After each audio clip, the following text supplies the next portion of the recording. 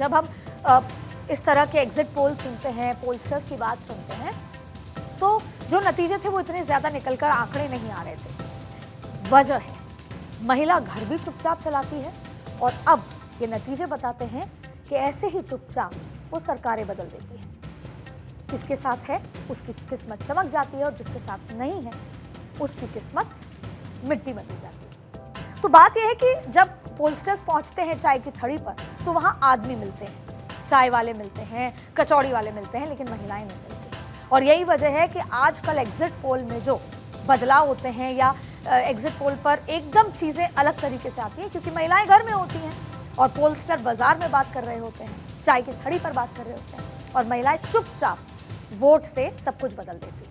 अब देखिए, महाराष्ट्र में महिलाओं का वोटर टर्नआउट 65.22% रहा, जबकि 2019 में ये 59.62%, 6% का उछाल महिला के वोटिंग परसेंटेज में। अब झारखंड का भी जिक्र कर लेते हैं। इस बार रिकॉर्ड 70.46% महिलाओं ने अपने मताधिकार का इस्तेमाल किया, जबकि 2019 में यह आंकड़ा 66.92% था। सियासी दल ये भी जानते हैं कि आंकड़ों में आने वाला ये अंतर चुनावी नतीजों में भी बड़ा अंतर पैदा करता है और झारखंड और महाराष्ट्र के नतीजे ये अंतर पर मोहर भी लगाते हैं। लेकिन प्रश्न ये है कि क्या सरकारें, सियासतदान, उनका मकसद क्या है?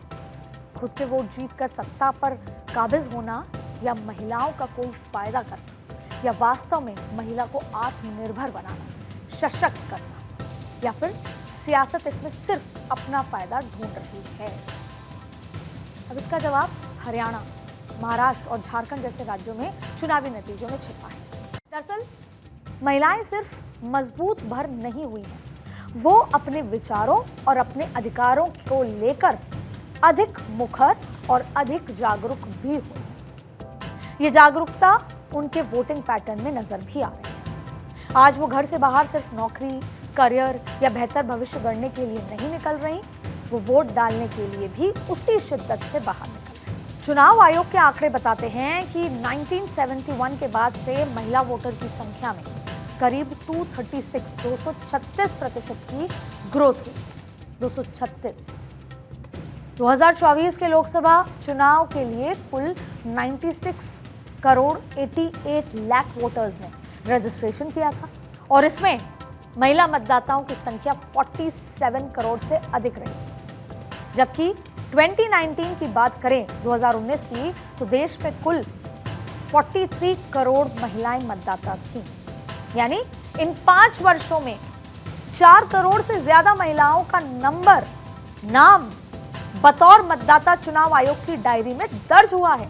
दिलचस्प बात है कि इलेक्टोरल रोल में रजिस्ट्रेशन कराने के मामले में महिलाओं ने पहली बार पुरुषों को पीछे छोड़ दिया। जैसे बाकी चीजों में छोड़ रही हैं, वैसे इसमें भी छोड़ दिया। चुनाव आयोग के ही डेटा के अनुसार 2024 के आम चुनाव में करीब 2 करोड़ 63 लाख नए मतदाता जुड़ गए, जिसमें 1 करोड़ 41 लाख महिलाएं, जबकि नए पुरुष मतदाता की संख्या 1 करोड़ 22 लाख ही रही। इस लिहाज से पुरुष की तुलना में महिलाओं के वोटर रोल में एनरोलमेंट का आंकड़ा 15% से भी ज्यादा रहा है। और ऐसा भी नहीं कि महिला मतदाताओं की सिर्फ संख्या बढ़ रही है, उनका वोटिंग प्रतिशत भी बढ़ रहा है।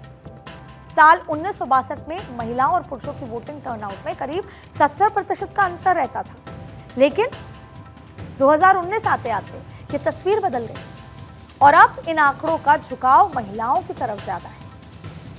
चुनाव आयोग का डेटा बताता है कि 2019 के लोकसभा चुनाव में महिलाओं का वोटिंग टर्नआउट 67.18% रहा, जबकि पुरुषों का वोटिंग टर्नआउट 67.01% रहा। यानी बीते लोकसभा चुनाव में महिलाओं ने पुरुषों से करीब 0.17% ज्यादा वोटिंग की और वोटिंग में जो जेंडर गैप था वो अब महिलाओं की तरफ झुक गया। इसी वर्ष SBI की एक रिपोर्ट के अनुसार बीते 5 सालों में जिन 23 बड़े राज्यों में विधानसभा चुनाव हुए हैं, उनमें 18 राज्य ऐसे हैं जहां महिलाओं का वोटिंग टर्नआउट पुरुषों से ज्यादा रहा। हालांकि बात सिर्फ इतनी ही नहीं कि महिलाएं वोट डाल रही हैं, बात यह भी है कि वो अपनी मर्जी से वोट डाल रही हैं और आज वो ये तय कर रही हैं कि उनकी उंगली किस बटन को दबाएगी, ना कि अपने पति के कहने से, पिता के या किसी सामाजिक ठेकेदार के कहने